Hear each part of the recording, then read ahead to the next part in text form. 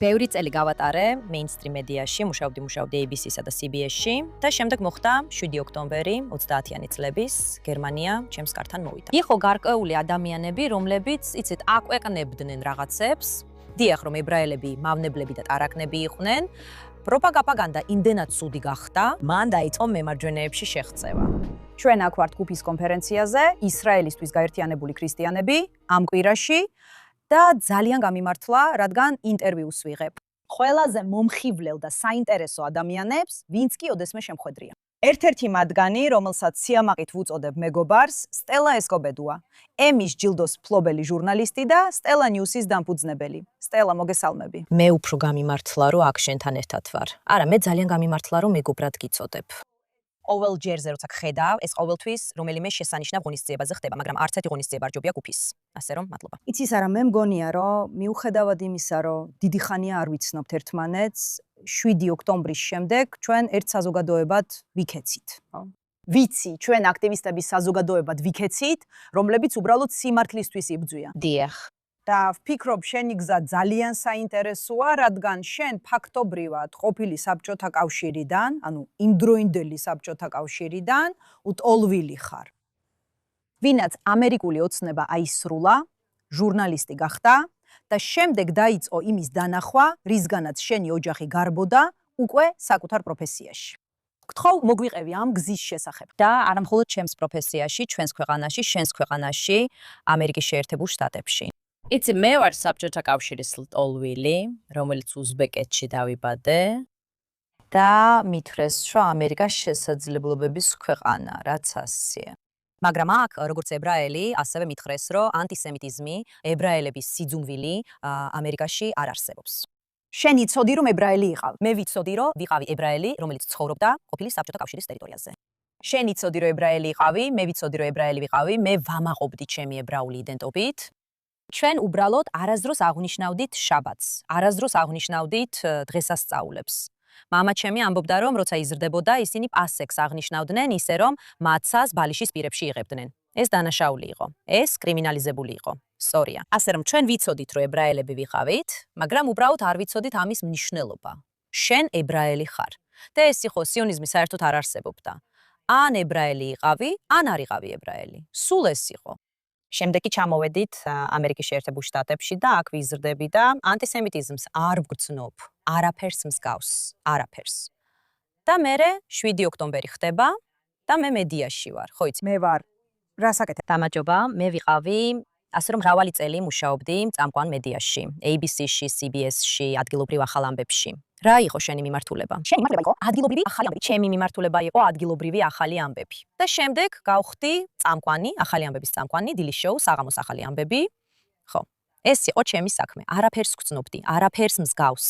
და მერე ისევ 7 ოქტომბერი ხდება, მე ვარ წამყვანი, იცი, ერთ ორგანიზაციაში, ერთ საინფორმაციო საშუალებაში და ყველაფერი კარგად იყო. და ისინი ძალიან მხარს მიჭერდნენ. და შემდეგ ანტისემიტიზმი ჩემს კართან მოვიდა. გსურთ ამაზე უფრო დეტალურად ისაუბროთ? დიახ. ისინი მხარს მიჭერენ. სხვა სიტყვებით რო ვთქვათ, ყველა უყურებს და ხედავს, როგორ ვითარდება ეს ხოცვა-ჟლეტა. ვერ უარყოფთ ამას, ვერ უარყოფთ ამას. და ხალხი გეუბნებათ, ღმერთო ჩემო, სტელა, ეს საშინელებაა. ბევრი რამ ხდებოდა, რადგან როგორც კი ეს მოხდა, ჩვენ დავინახეთ პროტესტები ჩვენს კოლეჯის კამპუსებში. ზუსტად ესეა. და ვერ ვიგებდით. და ყველაფერი ასე ორგანიზებული იყო. ხედავდით კარვებს, იგივე კარვებს. ხედავდით იმავე დროშებს და იმავე პლაკატებს. ეს არ იყო სპონტანური. და თქვენ ამაზე აკეთებდით რეპორტაჟს? და მე ვაკეთებდი ამაზე რეპორტაჟს და ვიღებდი ინტერვიუებს ხალხთან. ცდილობდი გამერკვია რა ხდებოდა. პროპაგანდა ელვის სისტრაფით ვრცელდება, რას არ იყო სპონტანური. ეს არ იყო სპონტანური. ეს იყო ისეთი შეგრძნება, ღმერთო ჩემო, ჩვენაც კი ვიცოდით, რამდენი ადამიანი იყო გატაცებული მაგალითად ნოვა მუსიკალური ფესტივალიდან, ან საკუთარი სახლიდან. არ ვიცოდით, რამდენი ადამიანი იყო დაღუპული. რაც გაჩვენებთ, რამდენად წინასწარ იყო დაგეგმილი ყველაფერი, ესე რომ ცდილობდით ამ ყველაფრის გარკვევას ამერიკულ მედიაში, რა ხდება, რას ხედავთ ჩვენს უნივერსიტეტებში. ეს სპონტანური არ არის. და შემდეგ ადამიანები, რომლებიც ამ თემას წლები აშუქებენ, ამბობენ, ეს ნაყიდია. ეს არის, იცით, ჩინეთის კომუნისტური პარტიის გავლენა, კატარის გავლენა. ეს არის ახლო აღმოსავლეთის კვლევები, რომლებიც ამ უნივერსიტეტებში დაამკვიდრეს. და ჩვენი ახალგაზრდა თაობა ტვინის გამორიცხვის მსხვერპლია, ღმერთო ჩემო. შემდეგ ნახეთ, როგორ ავიწროებდნენ ებრაელ სტუდენტებს კოლეჯების კამპუსებში. და მე ყველაფერს ამას ვაშუქებდი. და მინდა დაგაბრუნოთ წარსულში. ამ ყველაფერს ვერ ამჩნევდით 7 ოქტომბრამდე, არასდროს გიგძუნიათ მსგავსი რამ. არა, ისრაელის მიმართ რაიმე მიკერძოება. თქვენ ადგილობრივ მედიაში მუშაობდით, ალბათ, მაგრამ მანამდე არასდროს გიგრძუნიათ რაიმე მიკერძოება. გრძნობდით მიკერძოებას სხვადასხვა საკითხებზე. მაგალითად, როცა დონალდ ტრამპმა დაიწყო საარჩევნო კამპანია 2015 წელს, სანამ პრეზიდენტი გახდებოდა. ის მუდმივად ამბობდა, ყალბი ამბები, ხო ასეა. და იმ დროს მე მთავარ მედიაში მუშაობდი. ამიტომ ხედავდი მიკერძოებას პრეზიდენტის მიმართ იმ პერიოდში. ხედავდი თითქოს მას არაფერი კარგი არ შეეძლო გაეკეთებინა. დაჯერეთ მას ყალბამბებთან დაკავშირებით. მე იცით ამაზე თვალები გამეხილა. ფიქრობდი, რატო ლაპარაკობს ამაზე მუდმივად? რატომ არის ესე? და მე ამ ახალ რეალობაში ვცხოვრობდი, იცით რატო ლაპარაკობს ამაზე? და მე ეს დავინახე. იმ დროს ტუსონში, არიზონაში მუშაობდი და მან იქ მიტინგი გამართა, მოვიდა და უამრავი მხარდამჭერი იყო. და შემდეგ მედიამ არ ვიცი როგორ, იმ მედიამ სადაც მე ვმუშაობდი, მთელი ეს ღონისძიება მის წინააღმდეგ შემოაბრუნა. ეს იყვნენ ტრამპის მხარდამჭერები, რომლებმაც ჩხუბი დაიწყეს, იცი ამ ხალხთან. და ამ ყველაფრიდან იცი ოფიცერი ბრენდონ ტეიტუმი. დიახ, ის ოფიცერი იყო ტუსონში, არიზონაში. იმ დროს მეგობრები ვიყავით, საინტერესოა. და ის იქ იყო, ადგილზე იყო. სწორედ მაშინ დაიწყო მან იცი ინტერნეტში აქტიურობა, მე უთხარი არა, მე ეს ღონისძიება გავაშუქე, იქ ვიყავი. ანუ შენ დაინახე მედიას მიკერძოება ტრამპის წინააღმდეგ. ტრამპი 100% არა ისრაელი. მას არაფერი შეეძლო გაეკეთებინა, ვერაფერს აკეთებდა აბრაამის შეთანხმებებზეც კი. ამასაც კი ვერ აღიარებდნენ, ამასაც ვერ მისცემდნენ. ვერ შეძლეს, ვერც კი შეძლეს, ვერ აიტანეს ეს. კარგი, ისინი ტრამპის წინააღმდეგ იყვნენ და ხო იცი. ასე რომ იქ მიკერძოება დაინახე დიახ. და შემდეგ 7 ოქტომბრის შემდეგ ხალხი შოქშია. ცდილობ გაიგო რა ხდება ამ კამპუსებზე. რომელ მომენტში ხვდები შენ სტელა, რომ მედიდიაში რაღაც რიგზე არ არის? იცი, მე ყოველთვის მქონდა მიკროფონი და მიმდევრები და თავადაც გამოვდიოდი სოციალურ მედიაში, რადგან ვიცი, რომ სოციალური მედია ახლა ყველაზე ძლიერი პლატფორმაა, ესეა. და დავიწყე თქმა. ნახეთ, მე ვარ სტელა, ჟურნალისტი ვარ. ამას მრავალი წელია ვაკეთებ. ეს პროტესტები, თუ ჟურნალისტი ხარ და ამას უყურებ, რატო არ უსვამ ამ კითხვებს, ამ პროტესტის მონაწილეებს? რას ნიშნავს მდინარეიდან ზღვამდე? რომელი მდინარე? რომელი ზღვა? რაზე ვსაუბრობთ? და ისინი ყვიროდნენ გენოციდს, ყვიროდნენ აპარტეიდს, ყვიროდნენ. ამბობდნენ, რომ ეს იყო ღია ცის ქვეშ ციხე, ყველა ეს რა. ამიტომ ჩემი სოციალური მედია პოსტებით ავავსე, ასე დაიწყო ჩემი ვიდეოს ვირუსულად გავრცელება. დიახ. შემდეგ დავინახე რა ხდებოდა წამყვან მედიაში, როგორ აშუქებდა Associated Press-ი, რომელიც ახალი ამბების ოქროს სტანდარტია და რესურსია, ხო ასეა, ის ვრცელდება ყველა ადგილობრივ რედაქციაში. ეს სააგენტოა, ასე ვიღებთ ჩვენ ახალ ამბებს. და მათ მაშინ დაიწყეს ინფორმაციის გავრცელება ღაზას ჯანდაცვის სამინისტროსგან. ვიცი, რომ თითქოს ერთსა და იმავეს ვიმეორებ. ჩვენს ხალხს ეს კარგად ესმის. ხო, ღაზა და მე ვთქვი, რომ ღაზას ჯანდაცვის სამინისტრო ჰამასის მიერ იმართება. ასე რომ ყველა ეს მედია ავრცელებდა ამ ინფორმაციას, ტერორისტების ციფრები, ტერორისტების მონაცემები. და ვთქვი, შეგვიძლია ესე თქვა, უნდა ითქვას, ღაზას ჯანდაცვის სამინისტრო, რომელსაც ჰამასი მართავს. ეს არის მონაცემები, რომელთა გადამოწმებაც ჩვენ არ შეგვიძლია, სხვათა შორის ამას ვერავინ აკეთებს, მიყურეთ. საინტერესო ხო ისინი იმეორებდნენ ამას ირანელების ხოცვა-ჟლეთის დროს. რა თქმა უნდა. როდესაც ისლამურმა რესპუბლიკამ 42,000, ან იქნება 50,000 ადამიანი მოკლა, ისინი იმეორებდნენ, რომ ამ რიცხვების გადამოწმება შეუძლებელია. ამას ისინი არასდროს ამბობდნენ ღაზასთვის. ამას ისინი არასდროს ამბობდნენ ღაზასთვის. იცი რა, ძალიან კარგ საკითხს აკენებ. ამას ისინი არასდროს ამბობდნენ ღმერთის გულისთვის. ეხლა კი უნდა ეთქვათ. დიახ. და იყო სხვა რაღაცებიც, რაც Associated Press-მა გააკეთა, უცებ თქვეს, რომ ჰამას ტერორისტებს აღარ უწოდებთ, მათ სხვანაირად დაუძახებთ. მათ მილიტანტებს დაუძახებთ. მილიტანტები. რა ტიპის მებრძოლები შედიან, აუპატიურებენ ხალხს და ასეთ საშინელებებს ჩადიან. საშინელი რაღაცები. ასე რომ მათ სცადეს რეალობა სხვანაირად წარმოეჩინათ. და ამიტომ ვებრძოდი ამას. მე ვიყავი რედაქციაში. ანუ შენ რედაქციაში იყავი და შენს ყოველდღიურ საქმეს აკეთებდი, ხო? და ამასთან ერთად სოციალურ მედიაში ამ ყველაფერს აკეთებდი. დიახ. რომელ მომენტში მოხდა კონფლიქტი? რამდენიმე წლის შემდეგ ანტისემიტური პროპაგანდა იმდენად გამწვავდა, რომ მემარჯვენეებში დაიწყო შეღწევა. ხო, და დაიწყო დაყოფა, რადგან შენ იყავი კონსერვატიული საინფორმაციო მედია. სხვა სიტყვებით რო ვთქვათ? დიახ. გარკვეული ხნის განმავლობაში ეს წინააღმდეგობას არ ქმნიდა. ხო? არავინ ღიზიანდებოდა იმით, რომ სოციალურ მედიაში აქტიურობდი. სწორია. არა. იმიტომ, რომ კონსერვატიულ მედია სივრცეებში მუშაობდი. სწორია და ისინი ტრადიციულად ისრაელის მხარდამჭერები იყვნენ. და მერე უცებ მარჯვენა ფრთა იწყებს გაყოფას. და როდის დაიწყო ეს? იცი, ღმერთო, მინდა ვთქვა, რომ ალბათ ერთი წელიწადნახევრის წინ დაიწყო რაღაცა მსგავსი რა ხდება აქ, რას ვხედავთ, რა ხდება. არხზე ხალხი დაიქირავეს და იცი 1930-იან წლებში გერმანია ჩემს კართან გამოჩნდა. აი ეს. იცი იყვნენ გარკვეული ადამიანები, რომლებიც აქვეყნებდნენ რაღაცებს, იცი რომ ებრაელებები, მავნებლები და ტარაკნები იყვნენ. ასე რომ არც ახლა ისრაელი, არც ღაზა. ისინი ებრაელებად იქცნენ, ასე რომ იცი, 20 ყოველთვის ებრაელებზე იყო საუბარი, რა თქმა უნდა ესე იყო, ჩვენ ეს ვიცით. მაგრამ ეხლა ამაში სირცხვილი აღარ არის. არა, ეხლა ესეა, ხო, მართალი ხარ, მაგრამ ჩემი აზრი ისაა, რომ როცა ადამიანთა ჯგუფს აძაგებ, არ აქვს მნიშვნელობა ვინ არიან ისინი, რა თქმა უნდა. და როცა მათ ამსახალ ტარაკნებად და მავნებლებად, მაშინ ტარაკნის მოკლა ნორმალურად გეჩვენება. 1930-იანი წლების გერმანია ეს არის დეჰუმანიზაცია. 1930-იან წლებში გერმანია ჩემს კართან გამოჩნდა, რომ შენ თანამშრომლობ. ადამიანები ვისთანაც მუშაობ, მენეჯმენტს მივმართე, ამას ისე სერიოზულად არ იღებენ, როგორც მე მინდა რომ მიიღონ, რადგან ეს ნელ-ნელა შემოდიოდა რედაქციაში. და მე მივიღე გადაწყვეტილება, როგორც ჭკვიანმა ჟურნალისტმა, როგორც მორალური პრინციპების მქონე ადამიანმა, მე აღარ დავბრუნდი იქ სამუშაოდ. მოდი, სწორად გავიგო, სტელა. შენ მუშაობ კონსერვატიულ მედია საშუალებაში ადამიანებთან ერთად. და ეს ადამიანები არ ამბობენ ისრაელი, პალესტინა, მდინარიდან ზღვამდე. ისინი ამბობენ, რომ ებრაელები, მავნებლები და ტარაკნები არიან. არა ყველა, ეს კონკრეტული იყო, მაგრამ რამდენიმე ადამიანი, ეს იყო კონკრეტული ადამიანი და მათ თქვეს, იცი, და ის ადამიანი საბოლოოდ გაათავისუფლეს. მაგრამ ასე იყო. მაგრამ როცა ამის შესახებ საჩივრით მიხვედი, არ მგონია, რომ სერიოზულად მომეკიდნენ. მიუხედავად იმისა, რომ ის ადამიანი გაათავისუფლეს, მაინც გრძნობდი, რომ მორალური სიცხადე არ არსებობდა. და ვგრძნობდი თითქოს 1930-იანი წლების გერმანია ისევ ჩემს კართან იდგა.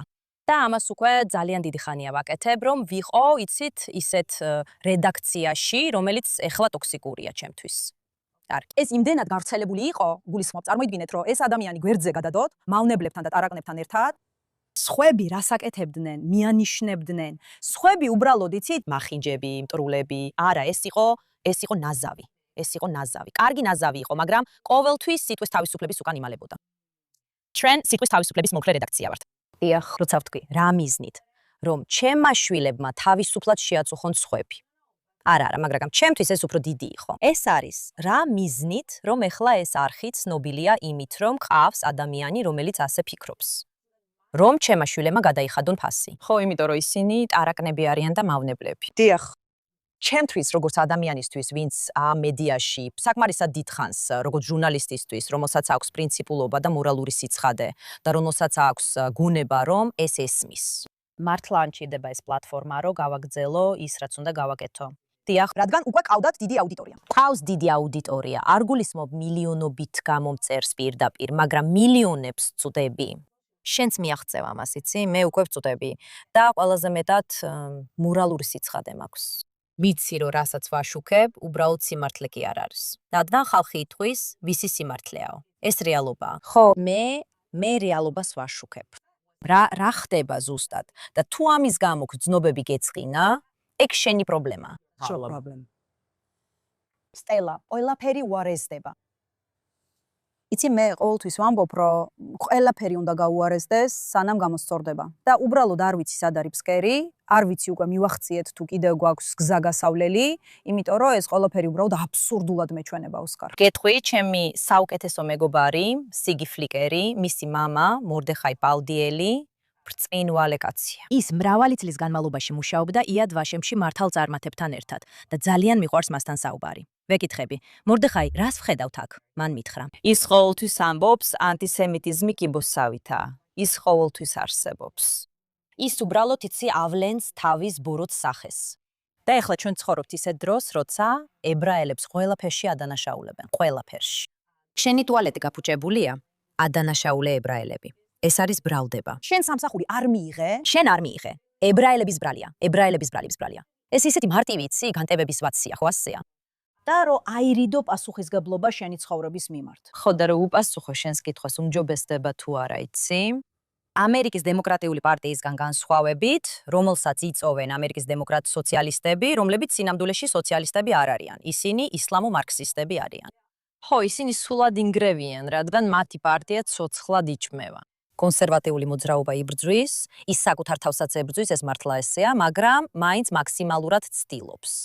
იცი ბრწყინვალე ვიქტორ დევის ჰანსონი, რომელიც ძალიან მიყვარს მისი ყურება და იცი მან თქვა, რომ ისრაელი და ებრაელების ზუთ, იმიტომ რომ წლების განმავლობაში ისრაელი იყო establishment-ის ნაწილი, ხო ესეა? როგორც ჩვენ იცი, ყველა უჭერს მხარს ისრაელს, დემოკრატებიც, რესპუბლიკელებიც, იცი. და მგონია, რომ COVID-ის შემდეგაც ყველაფერი რაც establishment-ს უკავშირდება, ხალხმა დუბა დაკარგა, ამიტომ ისრაელი ახლა establishment-ის ნაწილია. გახდა თვითონ establishment-ი. ის გახდა თვითონ establishment-ი.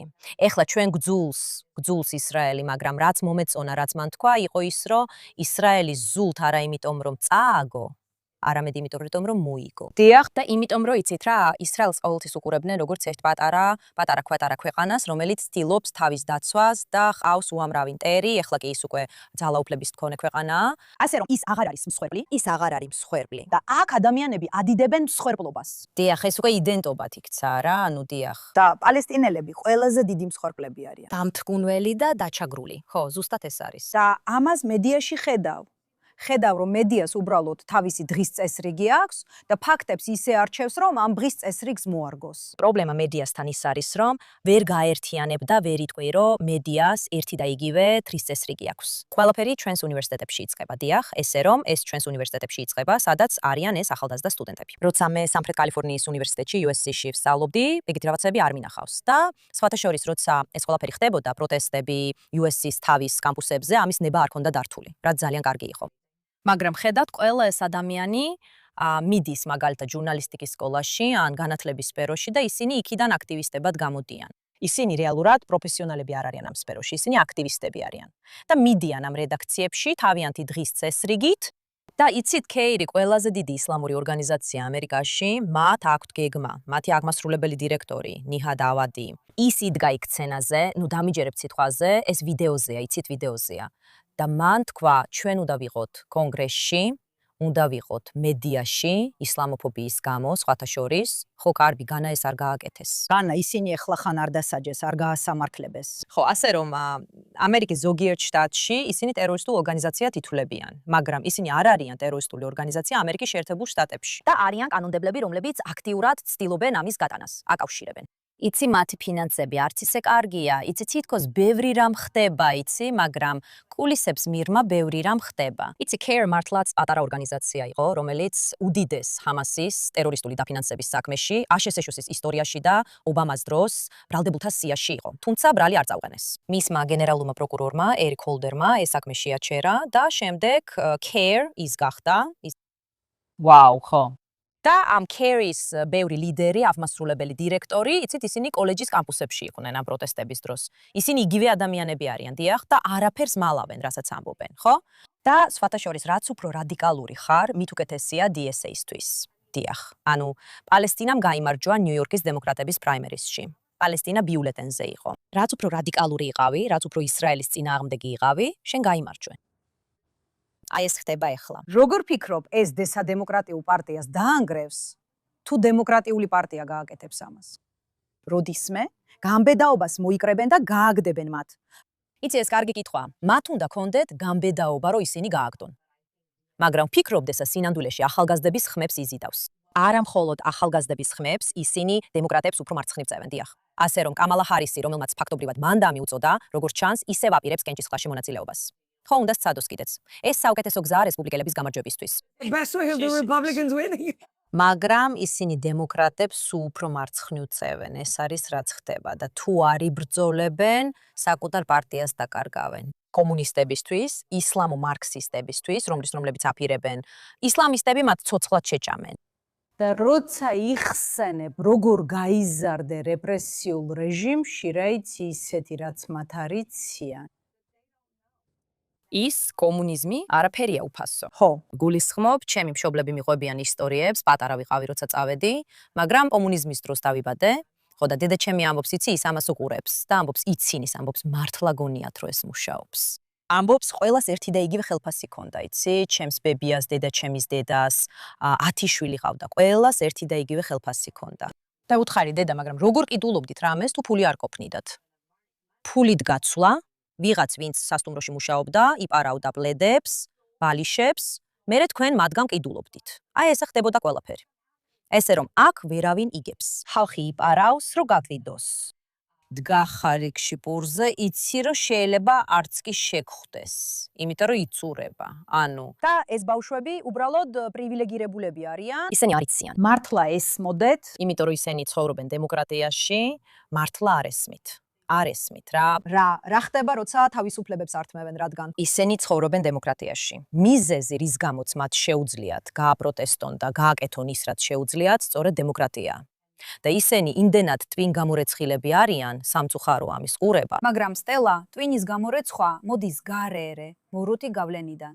და ჩვენ უნდა მივადევნოთ ფული თვალყური ახლა. ეს არის ის, რაც ხდება. ჩვენ გვაქვს კანონპროექტები, რომლებიც უკვე გავიდა წარმომადგენელთა პალატაში და ახლა სენატში ელოდება Trace Act, Deterrent Act. ერთ-ერთი მათგანი ძირითადად ეხება დაფინანსების თვალყურის დევნას, რომელიც უნივერსიტეტებში უცხოელი მოწინააღმდეგეებისგან მოდის. იქნება ეს ჩინეთის კომუნისტური პარტია, იქნება ეს ყატარი. მეორე კი ეხება სკოლებს, პირველიდან მე-12 კლასამდე, ის ჯერ კიდევ სენატშია და იქნება კიდეც.